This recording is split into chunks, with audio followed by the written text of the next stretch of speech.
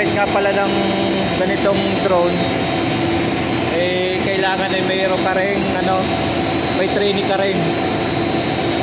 Ayan o, so kita nyo guys, yan drone na yan kahit paanong bigat kaya niyang dalhin, kaso kailangan may training ka.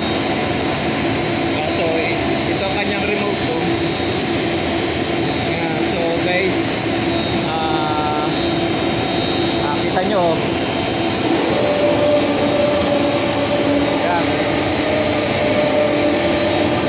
yan, kailangan marunong ka rin kasi baka bumangga siya ganon. Ayan o, yan, para ka rin nagpapalipad ng eroplano ganon. Ayos te, parang pala nagdadrive lang. Ayan o, pero kailangan marunong ka rin kasi baka sabit yan, baka bumangga. Yan. So, basta lagi tatandaan nyo. So, operate muna tayo ng drone. Ayan. So, bye-bye. Ito tayo lagi.